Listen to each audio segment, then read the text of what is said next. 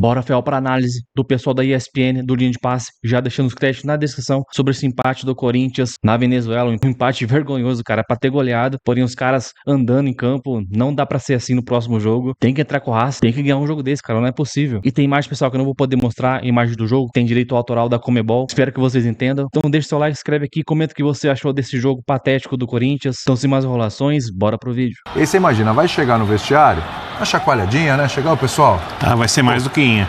Vamos dar uma melhoradinha no segundo tempo, né? Vamos focar um pouquinho mais, vamos ficar mais ligados, que a gente mata o jogo e resolve.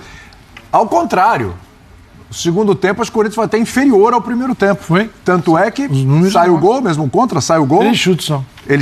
A equipe venezuelana cria oportunidade, né? O Hugo, inclusive, faz boas defesas. Dá uma bronca. Dá bronca.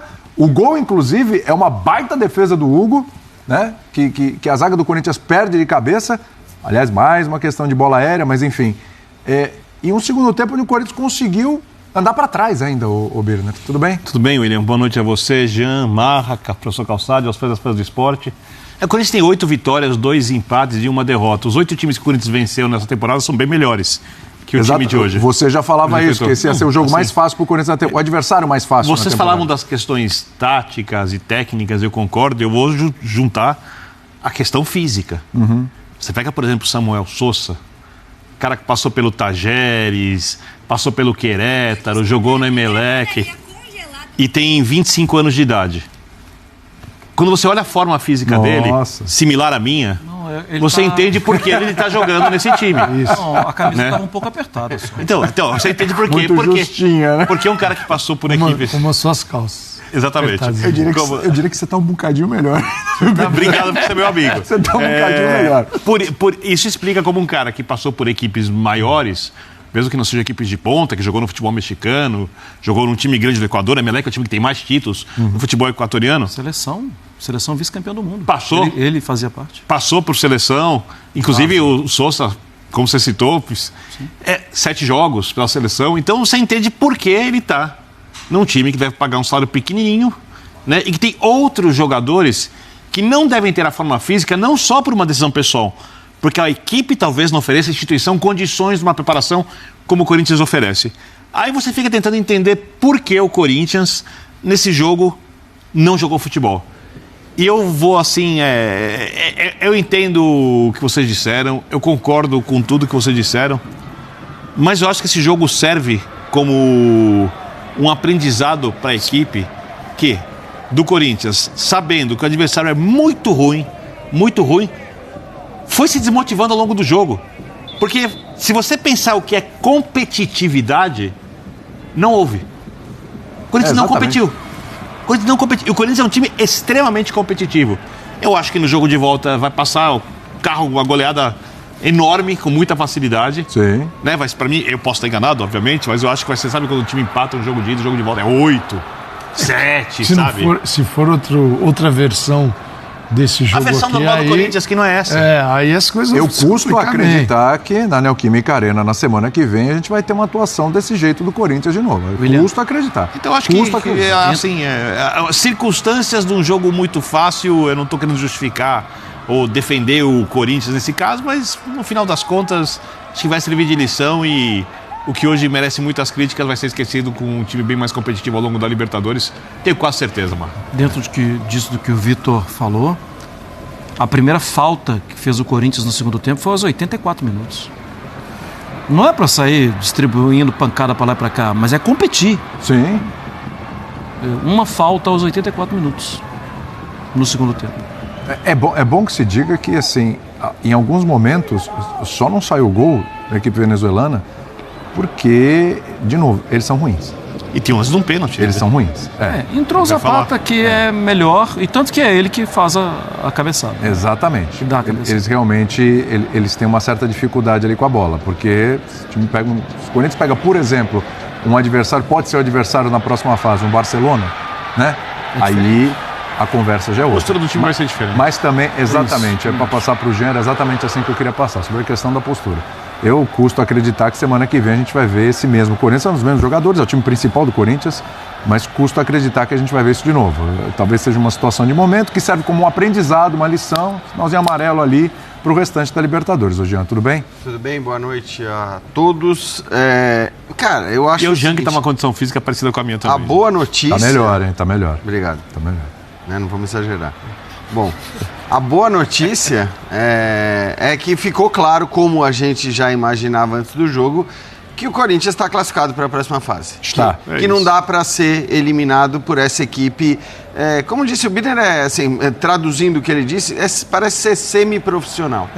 Então acho que assim, a boa notícia para o Corinthians é essa. Apesar de tudo que aconteceu hoje, ou apesar de tudo que não aconteceu hoje, está muito claro que o Corinthians não vai ter dificuldades para avançar para a próxima fase, quando aí sim vai ter mais motivos para se preocupar. Então, assim, ok, foi um tropeço feio, porque o adversário de fato é muito, muito limitado e a gente está acostumado a time ruim na Libertadores, mas acho que a Universidade Central ela supera essa ruindade que a gente está acostumado a ver em alguns times da Libertadores.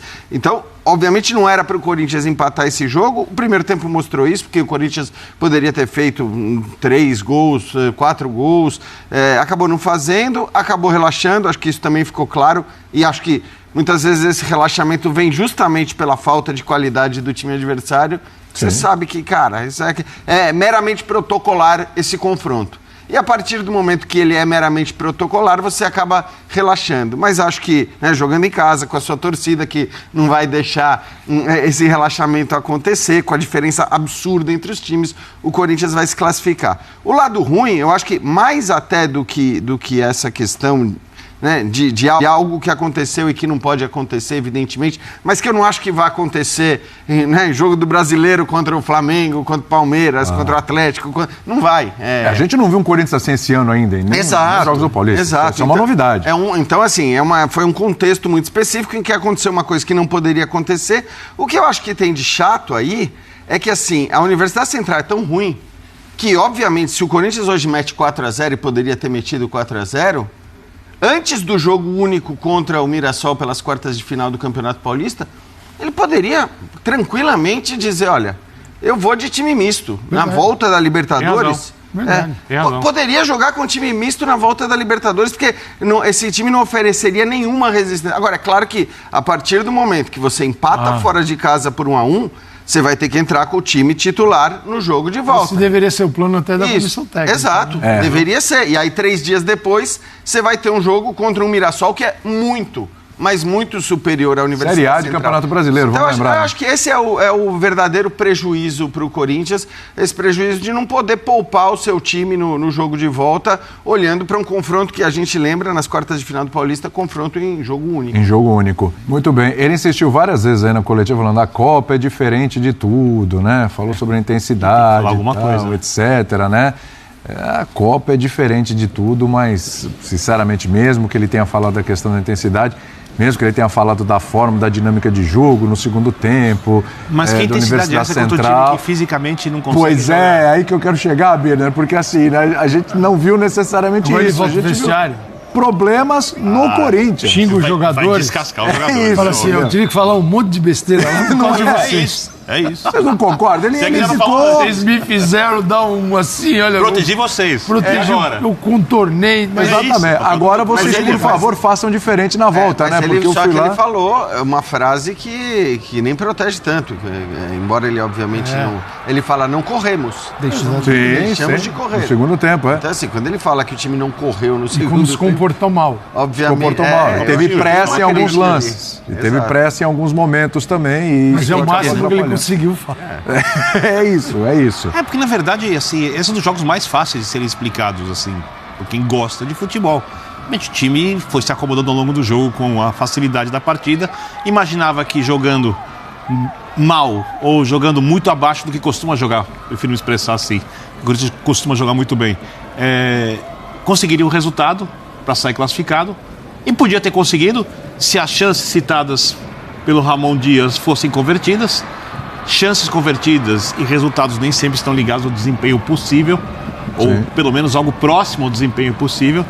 Né? O Corinthians hoje jogou 10% do que pode jogar, 5% do que pode jogar. Foi disparado o pior jogo do Corinthians na temporada. Disparado. Aliás, se pegar nessa sequência de vitórias, se você pegar, vamos lá, num recorte bem grande aí do Corinthians, hein, de segundo turno de Campeonato Brasileiro para cá, onde na Sul-Americana ele tem aquela derrota para o Racing, né? Mas num nível bem superior. E ele tem e ele tem uma derrota para o São Paulo agora no Paulista, o 3-1. Juntando todo esse bolo de quando o Corinthians consegue resgatar, mesmo com essas duas derrotas, esse é o pior jogo do Corinthians. Essa atuação é pior do que muitas atuações do Corinthians pré-janela de transferências, quando o time se fortaleceu. Naquele nível, exatamente. Porque se você olhar para a Universidade Central, que ele está num campus da universidade, tem estádio para 24 mil pessoas, você vê que não tem ninguém. É um time que não tem... Ele é antigo, mas não tem torcida. A universidade é de 1721. Mas assim, é legal ter o time, mas não é algo com tradição. Se pensar no Campeonato Paulista, eles não classificam, eles são rebaixados. Não é Série A de Campeonato Paulista. Rebaixados. Não joga a Série B. Então, e o Corinthians se enroscou aí. Esse jogo, assim, o que é um jogo de futebol para quem gosta de comentar e acho que quem gosta de assistir de verdade, né? Um jogo de futebol que é uma interação entre duas equipes. Você me propõe um problema aqui, Bino, eu vou tentar sair desse problema, fazer o gol em você, é uma marcação, é um bom jogo, é uma interação. Quando você olha para a partida, você não consegue estabelecer quais foram os problemas e os desafios que a Universidade Central impôs ao Corinthians. Os comentários, no caso do Amazon, todos a partir do Corinthians. Sim. O que o Corinthians não conseguiu fazer, porque o adversário, cara, não... O adversário te ajudou, estava te ajudando, né? Assim, camisa 10 é um perigo. É um perigo se ele cair em cima de alguém, machuca. Isso é um perigo. Mas ele não é um time perigoso. Então, cara, é do ponto de vista assim... Por que o Corinthians não jogou? Porque o adversário não impôs nada, não te propôs nada. E ainda contou com um gol contra, que é a cerejinha nesse bolo do adversário que não conseguiu te fazer um gol. Ele precisou de você para fazer o gol. Né? Então, cara, assim, é decepcionante, porque é uma viagem longa, tem um jogo de campeonato paulista. Tinha torcedor lá. Tem torcedor lá, e aí te impõe manejar o elenco de uma outra forma, numa fase importante, já que chegou numa fase aguda de campeonato, né, todos eles envolvidos. Porque até então estava tudo certinho, né? Inclusive contra a Portuguesa, exatamente. Você poupa, porque já está classificado. Você não pode falar que esse time estava cansado. Esse time aí foi todo ele poupado para jogar. Gente, não tem altitude aí não. Então, e essa é uma questão. A atitude mesmo. O Corinthians fez o planejamento todo certinho, né? Conseguiu a vantagem que precisava no Paulista para não precisar contra a Portuguesa de resultado nenhum. Escalou o time que escalou. Eu acho que talvez tivesse esse plano que eu falei de fato golear hoje para poder escalar o time misto ou reserva no jogo de volta e aí jogar com o time inteirão contra o Mirassol. Acho até que vai jogar com o time para valer nas duas partidas. Sim. Mas, obviamente, vai jogar 2 jogos em seguida ali, com 3 dias de diferença. Então, acho que isso não é o ideal. Mas você vê que na própria entrevista ele tá muito tranquilo, né? Sim. Por mais que não foi um bom resultado, tá ele falando, isso aqui é uma formalidade. E, de fato, é uma formalidade. Esta fase. Exato. Só isso caiu na questão de confundir o jogo com a baixa competitividade, né? Assim, o adversário é fraco, mas compete do mesmo jeito. O Corinthians foi baixando, até que chegou um ponto que o adversário fraco foi lá e fez gol. E aí é difícil, porque você está tão desligado do jogo por tanto tempo, não é fácil mexer no interruptor, agora a gente vai ter que competir. Não, já não. Eu concordo discordando respeitosamente, porque eu pode entendo... desrespeitar também, você você jamais respeitaria, você sabe disso. Eu entendo perfeitamente quando você joga contra um time tão ruim, a sua competitividade cair. Por outro lado, ela não pode chegar num ponto, e aí não é uma coisa racional, não foi uma escolha dos jogadores do Corinthians isso, na verdade, é uma coisa meio que inconsciente. Sim. No nível que você simplesmente larga o jogo. Como o próprio Ramon falou no segundo tempo. No segundo tempo, o Corinthians entrou em campo, mas não jogou. Né? Então, assim, por isso que eu falo, esse jogo, para mim, deve servir como uma grande lição. Os jogadores do Corinthians vão ouvir as críticas que todos devem estar fazendo aqui em outros lugares, sobre a atuação da equipe. Eu acho que o time venezuelano vai pagar caro por isso no jogo de volta, com uma goleada histórica. Não pode acontecer, né, Birner? Eu acho que a questão é essa. Deveria, não é que não pode. Quando começou a temporada, por mais que a gente soubesse que o adversário era um adversário muito fraco, certamente a temporada começa e toda a comissão técnica do Corinthians aponta o dedo para este jogo. Tinha ali, 10 jogos do Campeonato Paulista antes, mas certamente o planejamento todo era para que neste jogo aqui o time tivesse 100%, tivesse já sabendo como jogar, tivesse com todo mundo fisicamente bem. E está. Então eu acho... mas eu acho que... Assim, tudo isso acontece. Exato, mas eu acho que a questão não pode... Esse tipo de comportamento que você falou, eu entendo contra o adversário mais fraco. Eu também entendo. Mas eu entendo mais se for numa fase inicial do Campeonato Paulista, na 4ª rodada contra um time. Agora, no jogo que você está esperando desde o começo do ano... É a formalidade da coisa. E tem mais coisa, né, gente? Com toda certeza você se preparou para esse jogo desde o começo do ano. Isso. Para jogar contra São Paulo, Palmeiras, Santos e Universidade Central. Exatamente. Sendo que esses 3 ocorreram antes, então servem de preparação para ter um time mais competitivo. Porque é o seguinte, você não negocia na Libertadores se o time é fraco, se o time é bom, óbvio, é difícil. Mas você passa e você passa por cima. Não fica assim, né? Pô, cara, você vai tão longe. Você vai para Venezuela, não é uma viagem simples.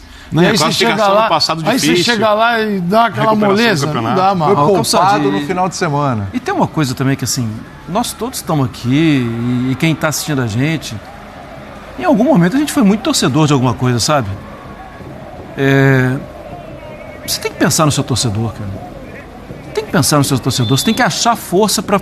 vou fazer 2 gols, 3 gols, depois eu vou relaxar, vou pedir para sair. Mas o torcedor estava lá, cara. É uma viagem longa, é cara. E outra, assim, conhecendo o que é o torcedor do Corinthians, hoje era dia do aniversário do Sócrates também, sabe? É uma volta à Libertadores com um time que não é um time para passar o que passou. É um time para competir na Libertadores, para assustar o grupo. Para os outros, para os cabeças de chave, eles pensarem, não quero pegar o Corinthians. E aí o treinador falou. Exatamente. O Marra, assim, prestando atenção no que o treinador falou antes, que eles não queriam, mas a partir do momento se conformaram, que legal, tal. Você olhando para os jogadores, eles se surpreenderam com o resultado. Claro. Eles uma goleada. Eles foram pro jogo e falaram assim, vou contar pra família, pra todo mundo a vida inteira que empataram. Eles surpreenderam, falaram assim, gente, empatamos, cara. O que vale é o momento. Empatamos. Ainda não deram pênalti pra gente. Eu vou te falar, esse jogo, ou esse adversário, daqueles que me faz ter um dilema em relação ao que a gente sempre fala, e é mesmo absurdo o número de vagas para o Brasil na Libertadores, acho que, né? A gente ter metade do Campeonato Brasileiro indo disputar a Libertadores é um pouco demais mesmo.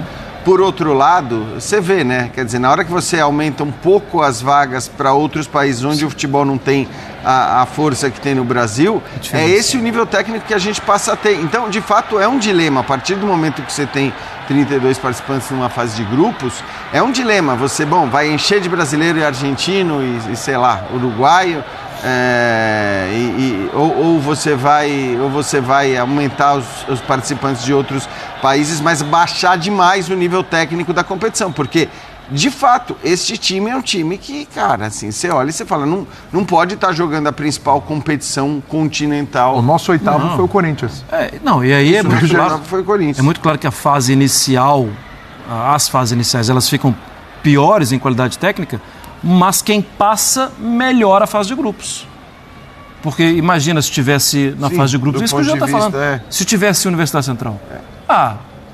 E aí, né, assim, aí ainda depende às vezes dos cruzamentos, que você pode, dependendo dos cruzamentos, até, não digo uma Universidade Central, mas você pode ter times também muito fracos tecnicamente, que acabam chegando ali, porque não enfrentam times mais potentes, tá? Então, de fato, é um dilema a partir do momento em que você tem os 32 participantes na fase de grupo. Só queria pedir uma coisinha aqui pro nosso Dimas, nosso editor, para colocar o lance ali do que o Birner tá achando que foi pênalti. Tenho dúvidas. O Birner... Não, agora você está falando que tem dúvidas. Aí não estava com o Calçade, está aqui do meu lado, testemunha. Teve um pênalti. Tem uma imagem na transmissão. Foi pênalti? Tem uma imagem na transmissão que mostra quem foi. Fala, Calçado. Não, tem uma imagem, acho que a gente não tem ela no ar, mas tem uma imagem depois que mostra que ele levanta o braço para escapar, o João Pedro, do toque na bola. Mas o braço está numa posição, Renata Ruel até falou sobre isso. Está numa posição que não é natural. Então, assim, ele levanta e a bola bate no sovaco, na axila. Isso, popular ali, sovaco. Ali, ó, no sovaco. E ali não é pena, no sovaco não é. A questão não é o toque no braço, a questão é que não bateu no braço. Não bateu no braço, bateu axila. aqui, ó. Ele levantou o braço e a bola bateu aqui, ó. Se bate, olha lá, quer ver? Essa imagem, aí ó. essa imagem é perfeita. Isso. Entendeu? Não foi, não. Não foi, não. Qual foi a avaliação da Renata na transmissão? Não foi. Que se fosse no braço era Seria pênalti. É isso. Pelo movimento que não é. Mesmo ele ter levantando o braço para tentar desviar da bola, ele estaria numa posição que não é natural. Que não pode. É isso. E aí bateu na axila, não é pena. Tá convencendo então, Bruno? Sim. Agora sim, tudo certo? Calmou? Sim. Então tá bom. Calmou. Eu já tinha falado umas 3 vezes aí. Eu tô vendo o lance lá, como pênalti. É que o Biner adora pênalti. Isso, adora. Neo-pênalti, né, Biner? Ele é neo-pênalti. Daqui a pouco vai virar pênalti bom. Se continuar marcando tudo que marca, mas tudo bem. É mais uma prova ali da falta de capacidade da equipe venezuelana, né? Porque a tropicada também ali é. Cara, assim, né? E o gol acho que só podia sair do jeito que saiu, né? Exatamente. Não, e você vê um Corinthians sofrer tanto contra um time que não dá. Exatamente. Só uma dúvida aqui. O Jean falou assim: agora o Corinthians tem que repensar esse planejamento e jogar com uma equipe. Não sei nem se é repensar. Na minha opinião, se você mete 4 hoje, você poderia escalar os reservas até no jogo de volta. Não sei se era o planejamento do Corinthians. Mas agora eu acho que não dá pra. Então, mas numa boa. Vamos lá. A gente viu a fraqueza, as limitações dessa equipe, né? A gente está falando que foi um dos piores jogos, o pior jogo do Corinthians. A gente pegou uma sequência desde quando esse Corinthians começou a crescer no Campeonato Brasileiro, né? Aí você está pensando, um confronto com o Mirassol e tal. Que enfim, já é um confronto que certo. E estamos falando de adversário de um nível. Do Corinthians que jogou o melhor futebol da primeira fase estadual. Perfeito? Ok. Paulista. Mas, mediante o que a gente falou da equipe venezuelana, não dá para, de repente, pensar, se tiver que poupar... Quem você pode colocar? Entraram no segundo tempo hoje. O Thales Magno, o Romero... Será que com uma equipe mesclada é arriscado? É até um desrespeito, alguma coisa assim? Eu acho que é respeito à competição, cara. Aí você está falando de umas Libertadores e de um Campeonato Paulista. E aí você empatou o jogo de ida fora de casa, eu acho que não dá. Se você tá com 2 caras que, esses caras estão desgastados. Beleza. Tira os 2. Tira os 2. Mas é o cara que está desgastado, que pode se machucar. Eu não estou falando para virar o time do avesso. Uma simples decisão. De repente, 3, 4 peças ali. Se quiser, faz 3-0 vai ter que fazer isso no segundo muda tempo, no intervalo. Exatamente. No intervalo. O Ramon não tá. O Ramon não vai chamar para ele esse peso todo, essa responsabilidade de deixar o Memphis no banco. Fica o Memphis e o Yuri no banco, vamos ver o que acontece, ele se enrosca, aí vai ter um culpado. Sim. Por enquanto, os culpados estão dentro de campo, com participação do treinador também, que não conseguiu ativar o time. Mas aí chamar tudo para ele não é louco de fazer isso. Depois tem 5 trocas. Agora, nada te garante, hein? Porque também o jogo da ida, o cenário era de um resultado folgado, não aconteceu. Então, no jogo da volta, não há por que acreditar nisso. Então é isso agora, bora para finalizar com mais informações do Corinthians. O New York City que recusou um novo empréstimo ao Thales Magno do Corinthians. O atacante aqui, se não tivesse o seu contrato renovado por empréstimo, poderia deixar o timão no meio do ano. Ele que foi contratado ano passado, o Thales Magno é reserva do time atual do Ramon Dias. Ele que soma 5 gols em 9 jogos pelo Paulistão 2025. O jogador é visto como uma peça importante no elenco. O atacante que já manifestou sua vontade de ficar no Corinthians, mas está em busca do seu espaço. Já no bastidores, Augusto Melo e Fabinho Soldado tentam estender o seu empréstimo junto ao seu time New York City, dos Estados Unidos. Porém, a situação tá complicada, até porque o time da MLS recusa emprestar novamente o jogador e parece que ele só aceita vender a um clube, seja o Corinthians ou a outro clube. O passe está fixado em 13,5 milhões de dólares, cerca de 77 milhões de reais na cotação atual. Ainda segundo apurações, o Timão argumenta que Thales Magno é uma peça importante no elenco. Parece que o New York City falou se ele é tão importante assim porque ele não é titular do clube. Tipo, umas perguntas nada a ver, cara. Não sei se tá escrito no contrato que ele tem que ser titular. Se o Corinthians aí não tiver condições de pagar 13,5 milhões de dólares por Thales Magno, o jogador deve ser despedido do Alvinegro em julho. O time time norte-americano não quer facilitar a negociação. Por outro lado, o atacante Roberto aí é sempre especulado a times europeus, mas não tem oferta nenhuma da Inter de Milão, foi só uma especulação aí que o Benjamin Bach soltou. O artilheiro do Timão só pensa em deixar o Clube Paulista na janela de transferência do meio do ano. Então, isso aí, deixa o seu like, se inscreva no canal, ative o sininho pra você não perder nada do Coringão. Então, até o próximo vídeo, valeu, é nóis.